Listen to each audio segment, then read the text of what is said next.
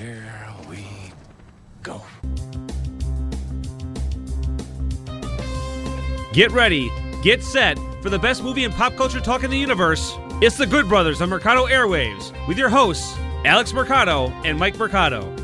Hello, friends, and welcome into another edition of the Good Brothers here on Mercado Airwaves. I'm your host, Mike Mercado. Thank you so much for making us a part of your day. And this adventure doesn't have his team, as the Good Brother is in competition season, so please send your good thoughts, your good vibes, and some support to him and the kids as they safely try to bring some championship gold home this weekend. But don't you worry, I have you covered as we review the first 2 episodes of WandaVision, the new installment in the MCU on Disney+.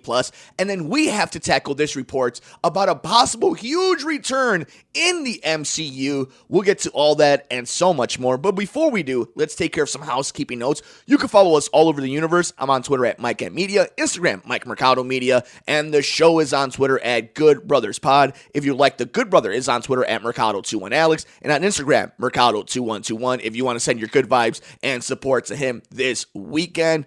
You can like, rate, review, and shares wherever you get your favorite podcast at Mercado Airwaves. Become a producer of the show at patreon.com/Mercado Airwaves, the home to our interviews, ad-free, and you could get before anybody else with athletes and celebrities. That's patreon.com/Mercado Airwaves. We have swag, teespring.com/Mercado Airwaves. Like us on Facebook at Mercado Airwaves. Subscribe to us on YouTube, youtube.com/Mercado Airwaves Network. Come play video games with us on Twitch, twitch.tv/Mercado Airwaves. And if you would like to keep up to date with everything we're doing on the network, from the true crime show, from the sports show, from the interviews, just follow us on Twitter at Mercado Airwaves. Alrighty, guys, first thing I want to get to on today's show is WandaVision. We got the first few episodes on Disney Plus on the brand new story in the MCU. It is Wanda, it is Vision. And guys, I got to be honest with you, I absolutely enjoyed every second of the first 2 episodes that have dropped. So this is how we're going to do it. I don't want to get into too many spoilers. There weren't a lot of spoilers, but just to be safe, off the top, I just want to say I enjoyed the first 2 episodes, a lot of fun. If you are a fan of I Love Lucy, if you are a fan of Bewitched, if you're a fan of any of these shows that we grew up watching on Nick at Night, and then you are in love with the Avengers, the MCU, this is a film that I think you are going to really enjoy. This is a series I think you're really going to enjoy these first few episodes, so please check it out. With that in mind, let's go ahead and just have an open discussion about it. First of all, I want to give credit to the way the show looks. Fun, it's engaging, it looks beautiful. Like, even though they use the filters and they go black and white in the first 2 episodes, it looks nice, it looks clean, but they do a good job of paying homage to the shows that they're trying to, be inspired by. The other thing is the sitcom aspect of it. The one thing that the MCU has always done really well that I think a lot of people who make films, but films in general that have this excitement, this adventure, a lot of it comes down to levity, humor, and stakes. And some superhero films, some films in general, just don't understand that concept. Kevin Feige and the MCU and the directors that he have gotten and the writers that they have used really have hit that nail on the head. And WandaVision really encapsulates all of that. And I'm really looking forward to see how Elizabeth Olsen and Paul Bettany continue to develop, because they have wonderful chemistry, Vision and Wanda. And Catherine Hahn has been amazing as the neighbor in the show, so shout out to her. There's been some really good, like Deborah Jo Rupp has showed up in this. Like, how awesome is she, Kitty, from that 70s show? So I really have enjoyed what we've gotten from it. So in the first episode, it's definitely much more an I Love Lucy style of sitcom that they do. And, we mentioned the sitcom aspect about it. It hits. It's funny. The jokes land in such a great way, and it doesn't feel campy in the wrong way. It feels campy the way they want it to. It feels fun and goofy, and like they're breaking the fourth wall without breaking it, and it's very intentional without being, in detriment to itself, making fun of itself while kind of still doing it. Now, episode 2 definitely has more of a Bewitched feel to it. I think that episode had a lot of funny jokes too. Paul kills it as Vision in this episode, really able to use his acting chops. I mean, he's been a killer since A Knight's Tale. So, and I think Elizabeth Olsen is wonderful. Such an underrated actress. I think she has really good comedic timing. I think she has great chemistry with all her co-hosts, all her cohorts, I should say. And I also think that she has like a star presence to her that not a lot of people mention. I think she does command the screen very well, and I think she's grown as an actress. And I think they're such a great complement together. That's why it works. It's not just the chemistry, it's the talents. The way that their talent merges together in a little test tube is wonderful. And that's why it's this type of sitcom is able to work. And episode 2 having a lot of more storyline, not just the coolness that is the concept of the show, but what the actual overarching story is going to be. And this brings me into possibly the only spoiler that I can kind of think of. If you look at some of the casting, you can see there's going to be connections to a lot of different characters from different movies, and even some actors that are in different superhero movies making their debut in the MCU, maybe not as superheroes or the superheroes we think, but they're in it in some form. So that should be interesting to kind of keep an eye out. But I kind of get this feeling that the reason everything has been pushed back, and the Good Brother and I have talked about this, the reason a lot of things have been pushed back is because of storylines. And this is why Winter Soldier and Falcon got pushed, and the Black Widow movie and all this, right? So I'm starting to wonder, and after you watch episode 2, how much Falcon and the Winter Soldier play into this directly? Will episode, I think it's 6 or 8 episodes of WandaVision, literally just be the tie-in to start Falcon and the Winter Soldier, which then leads to Black Widow, which I'm fine for. And they're doing it in a subtle way. They're letting you enjoy the show. They're not beating you over the head with the MCU stuff, but they keep kind of reminding you, teasing you, and then they give you little breadcrumbs to tell you what the next adventure is going to be in the little miniseries. So I think that's really fun. But speaking of it tying into the future shows and the future movies, being back in the MCU is so wonderful. I mean, we've been spoiled with Mandalorian, and the Good Brother and I talk about all the time is how toxic the Star Wars community is, and how it's hard to sometimes just enjoy Star Wars because there's always something to complain. And that's because, Star Wars has been such a beloved franchise, and it's part of people's culture, their lives, and I get it. It's from the 70s. I totally understand the impact, the cultural impact that it has on people. With the MCU, though, there is this friendly, blanket you get from it, at least if you're somebody who's my age, because I'm a diehard Star Wars fan. You know that about here on The Good Brothers, how much we adore it. And also growing up in a time where the superheroes were kind of making their gain as we were kids, and being back in something that you could tell has so much love, that universally, maybe not beloved, maybe not everything is great, but everybody understands that they're going to give their best effort.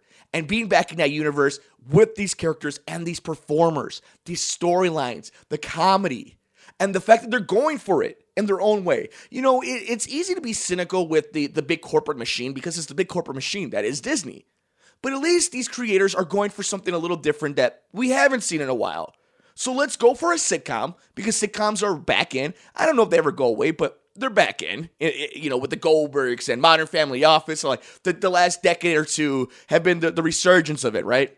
Going for it, adding the MCU superhero flavor to it, that's different than other things that you're seeing like The Boys or Umbrella Academy, because it is the Disney touch with the MCU creativeness and backbone that is Kevin Feige.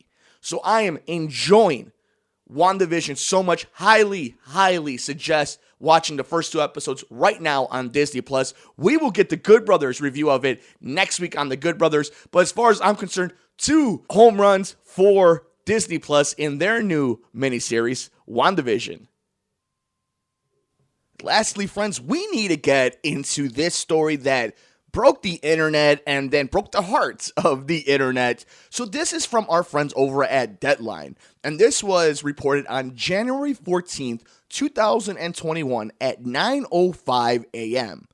Captain America eyes return to the MCU as Chris Evans nears deal to reprise role in future Marvel projects. Exclusive. In a move that is sure to rock the Marvel Cinematic Universe, sources tell Deadline that Chris Evans is cleaning the dust off his Captain America attire as he is expected to reprise the role in the MCU in some form. It's still vague whether the deal is closed, but insiders say it is headed in that direction for Evans' return as Steve Rogers, aka Captain America, and at least one Marvel property with the door open for a second film. Sources add it's unlikely to be a new Captain America installment and more likely to be like what Robert Downey Jr. did after Iron Man 3, appearing in such films as Captain America Civil War and Spider-Man Homecoming. Marvel had no comments. But you know who did have a comment, friends? That was Chris Evans himself. This comes to us from our friends over at Insider, and this was at 6 in the morning on January 15th, 2021. Chris Evans says reports of his return as Captain America are, quote, news to me. Insider then writes about the report. Chris Evans has debunked reports of his MCU return, leaving fans heartbroken. On January 14th, Deadline reported that Evans was nearing a deal to return to the Marvel Cinematic Universe and reprise his role as Steve Rogers, aka Captain America. The report suggested that Evans would be returning with a smaller role as Cap, in the same way Downey Jr. did in Spider-Man Homecoming as Tony Stark.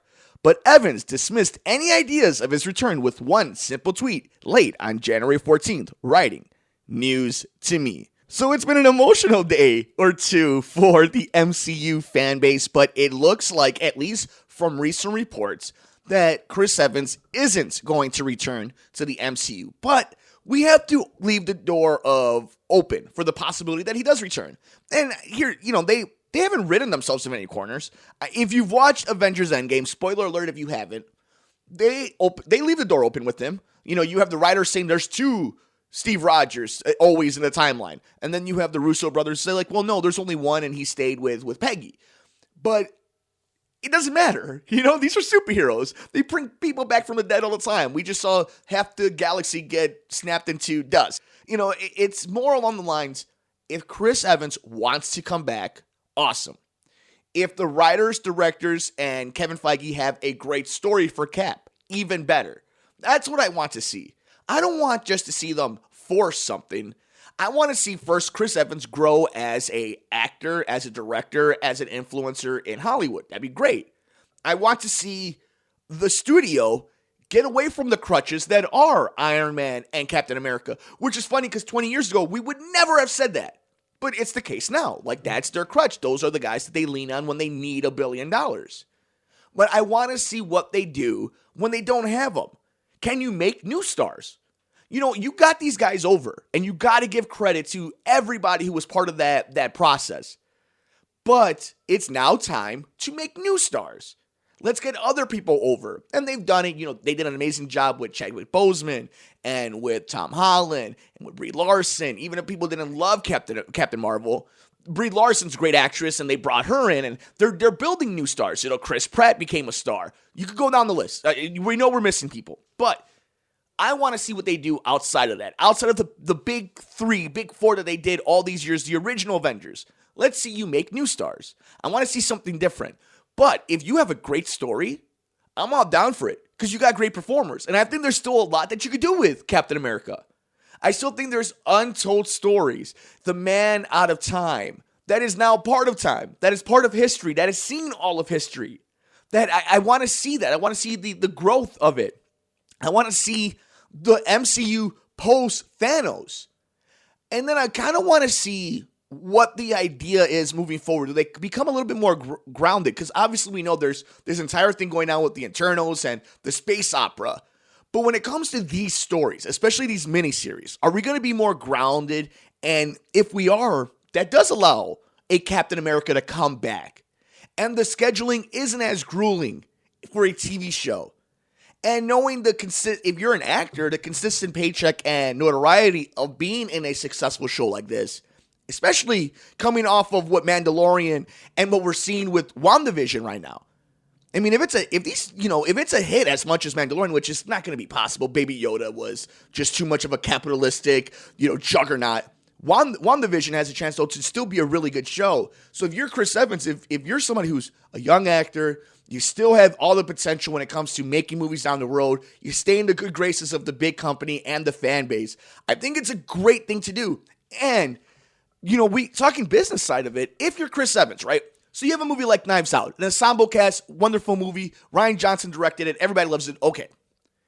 But when you're your own lead actor and you're building another series or another franchise or an independent film, it never hurts to have the ravenous fan base that is the MCU superhero films, especially more specifically though the MCU, because of all the goodwill that they've built, to transfer that over to other films when you're still playing them. So here's the thing. You had Robert Downey Jr. in The Judge. He left. Right, he was done playing Iron Man. He earned the right to leave. But the difference with the failure in it, or quote-unquote box office failure of that movie, was he was not quote-unquote coming back as Iron Man. He was done. But I feel like if you're Chris Evans and you make a movie like The Judge, and you still have people saying like, well, yeah, no, Captain America, oh, his other movie, he's doing something else. You stay in the spotlight. You stay in the good graces. People want to support you. They'll go support their guy. They'll go support Cap. So I think if you stay in the limelight, you put on you pick up the shield every once in a while, and you get kind of the residual effects from it in a positive way, I believe. I don't think it's like back in the day where, you're typecasted, all you could be is Captain America. I think what happens is people want to spend a lot of money to see you play Captain America, but will support you if something looks good that isn't necessarily Captain America in the meantime, in between. I think that's a real business side of it that we don't really think of, is what's your value? The Rock becoming Black Adam, a lot of it isn't because he wants to just be a superhero. It's you being in a superhero or being in like a Star Wars property keeps you in mainstream pop culture in between any project that you're working on. It's the same reason we see somebody like a Christian Bale coming back. Because if you're making these movies, if you want to be reliable, if you want your agency and the studios to back you up, you can't just be a wonderful actor, which sucks. It's horrible. Some of these actors and actresses that will never get the break. But if you want to carry studio movies, if you want to make millions of dollars, if you want to be the head of your own franchise, essentially the CEO, one of the presidents, one of the executives of these movies, because they're so expensive, the equivalent of what Chris Evans is, even if it's not on paper. You got to be able to have the fan base. So if you're somebody like him who wants to scratch that itch of the acting chops and his curiosity and his the creativeness that comes behind it, that's wonderful. And we should all support that because art is amazing. But if you want to then add the financing to it, the capitalism to it, the way business work, being Captain America once every 4 years, once every 3 years, showing up for a week or two of shooting on a TV show or 2 weeks doing it, that's wonderful because guess what? It's gonna bleed over just a little bit, even enough that studios will invest a little bit more money, a little bit more time, and that means a lot when every dollar counts. So while it sucks that it looks like he's not coming back and that he's comfortable with that, the reason you leave that door open, the reason to have any type of optimism, beyond the fact that anything can happen nowadays, we're getting 3 Spider-Man, there's 3 Batman, anything can happen in movies these days. It makes sense if you go down the rabbit hole that Chris Evans might want to come back as Captain America. But as of right now, it looks like he has put down the shield. And for now, we just have to enjoy all the great movies and moments that we got of Chris Evans as Captain America. That'll do it for us on this edition of The Good Brothers here on Mercado Airwaves. Thank you so much for making us a part of your day. You can follow us all over the universe. I'm on Twitter at Mike Media, Instagram, Mike Mercado Media, and the show is on Twitter at Good Brothers Pod. If you like, the Good Brother is on Twitter at Mercado21Alex, and on Instagram, Mercado2121, if you want to send your good vibes and support to him this weekend. You can like, rate, review, and shares wherever you get your favorite podcast at Mercado Airwaves. Become a producer of the show at patreon.com/Mercado Airwaves, the home to our interviews, ad-free, and you could get before anybody else with athletes and celebrities. That's patreon.com/Mercado Airwaves. We have swag teespring.com/Mercado Airwaves. Like us on Facebook at Mercado Airwaves. Subscribe to us on YouTube, youtube.com/Mercado Airwaves Network. Come play video games with us on Twitch, twitch.tv/Mercado Airwaves. And if you would like to keep up to date with everything we're doing on the network, from the true crime show, from the sports show, from the interviews, just follow us on Twitter at Mercado Airwaves. For the good brother himself, Alex Mercado, I'm the good brother, Mike Mercado. Enjoy that movie. Enjoy that binge watching. Take care of yourself. Take care of each other. We will see you next time here on The Good Brothers, brought to you by the Mercado Airwaves Network. Thanks for joining us here on The Good Brothers, here on Mercado Airwaves.